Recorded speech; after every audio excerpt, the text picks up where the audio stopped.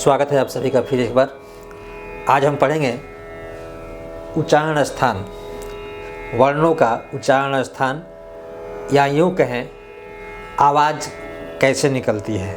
बहुत ही महत्वपूर्ण ये चीज़ है, चाहे संस्कृत व्याकरण हो या हिंदी व्याकरण हो। स्वर आवाज़ का निकलना विज्ञान में भी इसको पढ़ाया जाता है। आइए उससे पहले एक मज़े की बात, क्लास में पढ़ने वाले दो तरह के विद्यार्थी होते हैं। एक होता है पंखे की तरह, एक होता है वाल्व की तरह। कैसे? जो पढ़ने वाले विद्यार्थी होते हैं वो बल्ब होते हैं, आज जो थोड़ा बंतु होते हैं वो पंखे की तरह होते हैं। जैसे अगर बल्ब का स्विच ऑफ करें तो बल्ब रुक जाता है, ऑफ हो जाता है, लाइट ऑफ हो जाती है। लेकिन पंखे का स्विच ऑफ कर दें फिर भी थोड़े समय के लिए अपना रंग दिखाता है, चलते रहता है। रुकना तो स्वाभाविक है, लेकिन कुछ समय तक आकार दिखाता है। वैसे ही विद्यार्थी होते हैं। हम लोग जब क्लास में पढ़ाते वक्त कुछ विद्यार्थी ऐसे होते हैं जो एक बार हम लोग हल्ला गुल्ला चाहे कोई बात हो, एक बार अगर क्रोध में देख दिए शांत हो जाएंगे, सुनने लगेंगे। या फिर एक बार डांट दिए, कुछ बात ही कर रहे हैं, डांट दिए, वो शांत हो जाएंगे, बात को समझ जाएंगे कि हमें शांत रहना है, सुनना है। लेकिन उसमें जो बंतु विद्यार्थी होते हैं, जो अपने आप को दिखाते हैं कि हम कम नहीं हैं, मतलब कि एक्स्ट्रा ऑर्डिनरी जो होते हैं, जो जिनका मन पढ़ने में न लगता है, वो क्या करते हैं, पंखे की तरह अकड़ दिखाते हैं। डांटने के बाद थोड़ा शांत रहेंगे, लेकिन इधर उधर थोड़ा सा धीरे धीरे पहले बोलेंगे, उसके बाद धीरे धीरे करते करते धीरे धीरे कुछ देर बाद के शांत होते हैं। जब लगता है कि पिटा सकते हैं तब वो शांत होते हैं। तो ये विद्यार्थी पढ़ने वाले नहीं होते हैं। इसलिए क्लास में जब भी बने बल्ब की तरह रहें। जब भी आपके सर, गुरुजी, शिक्षक महोदय जब भी आपको एक क्रोध में डांटने की मुद्रा में देखें, शांत हो जाइए। या फिर जब भी डांट दें फिर ये समझ लीजिए कि हाँ, हमें बात को सुनना है, समझना है, हमारे लिए डांट रहे हैं। बल्ब की तरह, पंखे की तरह अकड़ नहीं, डांट रहे हैं, फिर भी धीरे धीरे धीरे धीरे धीरे अपना। इसलिए विद्यार्थी दो तरह के होते हैं। तो पढ़ने वाले विद्यार्थी को बल्ब की तरह होनी चाहिए, यानी बात को आज्ञा पालन में तुरंत आज्ञा का पालन करें, अपनी अकड़ ना दिखाएं। आइए पढ़ते हैं। उच्चारण स्थान यानी वर्ण, जो अक्षर होता है, कोई भी हिंदी, अंग्रेजी, कोई भाषा हो, चाहे जानवरों की भाषा हो, आदमी की भाषा हो, चिड़ियों की भाषा हो, कोई भी भाषा हो, कोई भी आवाज़ हो। जैसे आपका अभी आवाज़ जो आ रही है इलेक्ट्रॉनिक्स, जो तानपुरा से, ये भी एक स्वर है। और स्वर में बहुत बड़ी शक्ति होती है। मंत्र स्वर में ही बजता है, कोई ना कोई स्वर आवाज़ ही होती है।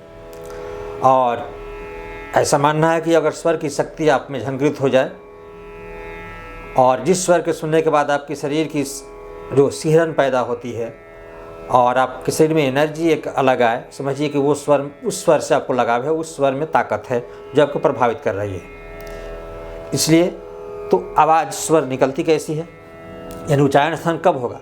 जैसे हम लोग के लिए है उच्चारण स्थान, तो आवाज़ पहले निकलती कैसे है। कोई भी आवाज़ जब तक कंपन ना हो नहीं निकलती है। दुनिया में किसी भी भाषा की आवाज़, किसी भी जानवर की आवाज़, किसी भी पक्षी की आवाज़, A to Z किसी भी तरह की आवाज़ नहीं, किसी चीज़ को गिरने की आवाज़, हमारे हाथ की आवाज़, बोलना का थोड़ा आवाज़ है ये ना, या कोई चीज़ गिर गया, बर्तनों की आवाज़, ये सब का निकलने का कारण होता है। ये कारण है स्वर का कंपन, किसी चीज़ का कंपन, स्वर का नहीं, किसी भी चीज़ में कंपन। जब कंपन होती है तो आवाज़ होती है। बर्तन काफ़ी ऊंचाई से गिरता है, आवाज़ वहीं ज़्यादा करता है जिसमें कंपन ज़्यादा होती है। जैसे लकड़ी है, आप साइंस में इसको पढ़ते होंगे। लकड़ी जो है, लकड़ी पर आघात कीजिएगा आवाज़ कम होती है। विद्यालय में घंटी बजाई जाती है, कांसे की होती है, उसमें कंपन ज़्यादा होता है। विशेष इस साइंस में पढ़ना है, आंदोलन, कंपन, ये आयाम, ये जो पढ़ना है उसे अभी हमको हिंदी व्याकरण या संस्कृत व्याकरण में उच्चारण स्थान और थोड़ा सा स्वर के बारे में। तो इस तरह से जब किसी साज पे जब बजती है, जैसे तबला मान लीजिए, तबला भी ऐसे नहीं बजता है, जब हाथ से मारते हैं तो चबड़े में कंपन होती है, दोनों तरफ से खाली होता है तो कंपन होती है, तो कंपन से हवा में टकरा करके आवाज़ होती है। साधारण से समझिए, एक आप पॉलीथीन जो टॉफ़ी खाते हैं बच्चे, तो टॉफ़ी जो खाते हैं उसमें का पॉलीथीन एक धागे में बांध करके और वजनदार कोई चीज़ करके ऐसे जो घुमाइएगा तो आवाज़ करती है। कैसे? जब वो पॉलीथीन हवा से टकराती है तो उसमें कंपन होता है, कंपन से आवाज़ होती है। यानी आवाज़ के लिए आघात यानी कंपन का होना जरूरी है। तो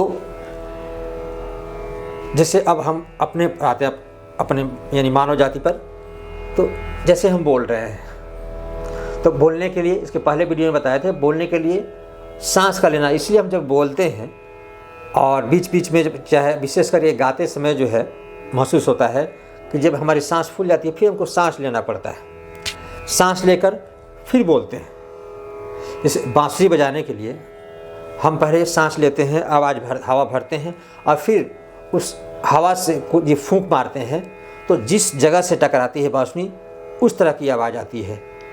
उस तरह से हम सांस लेते हैं।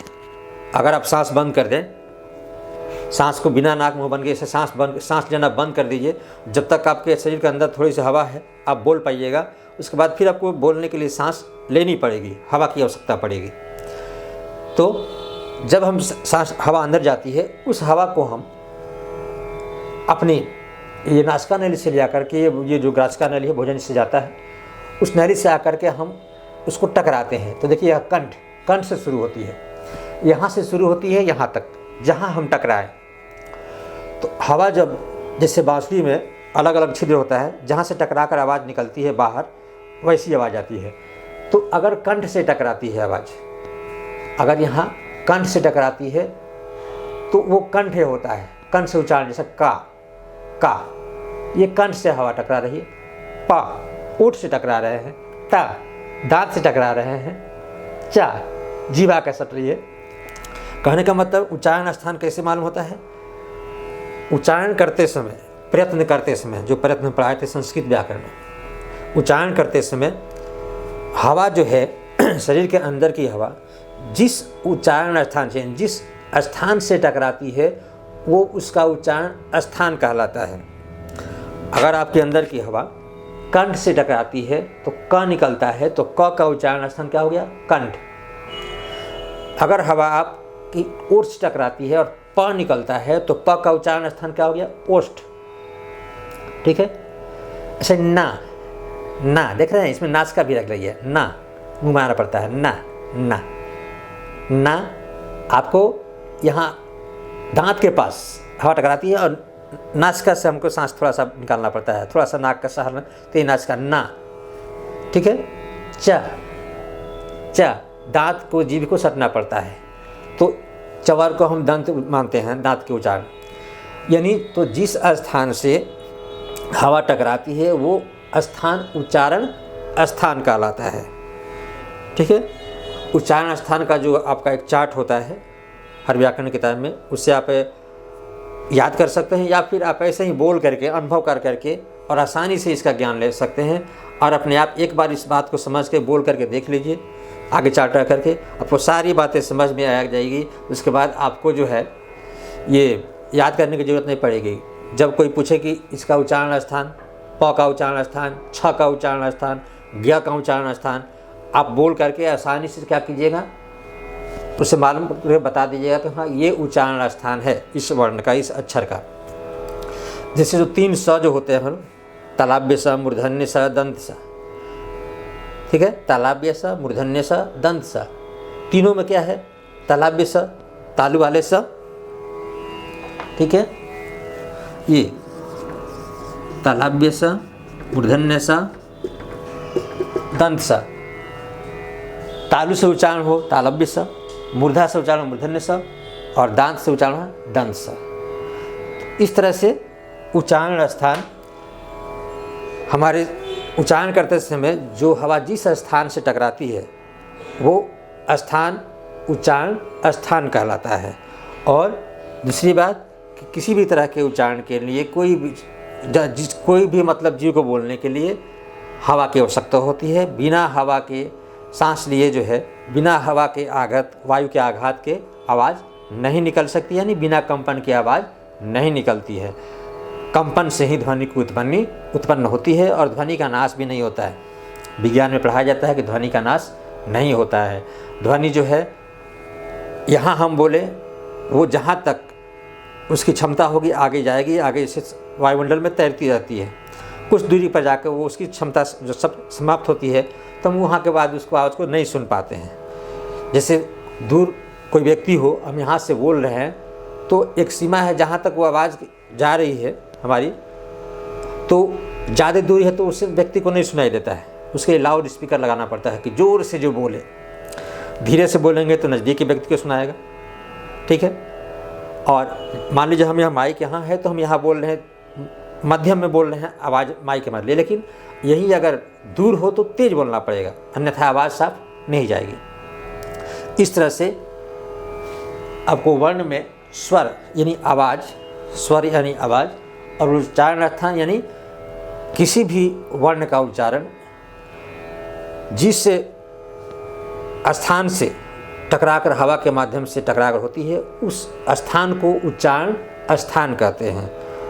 और इस उच्चारण स्थान के लिए यानी उच्चारण करने के लिए हवा की आवश्यकता होती है, जिससे माध्यम से कंपन होता है। जैसे यहाँ देखिए बोलते हैं तो कंपन होता है। यहाँ जब आप बोल कर देखिएगा इसको, यहाँ जो है कंपन हो रहा है, ठीक है, कंपन हो रहा है, हवा आके टकरा रही है, कंपन हो रहा है।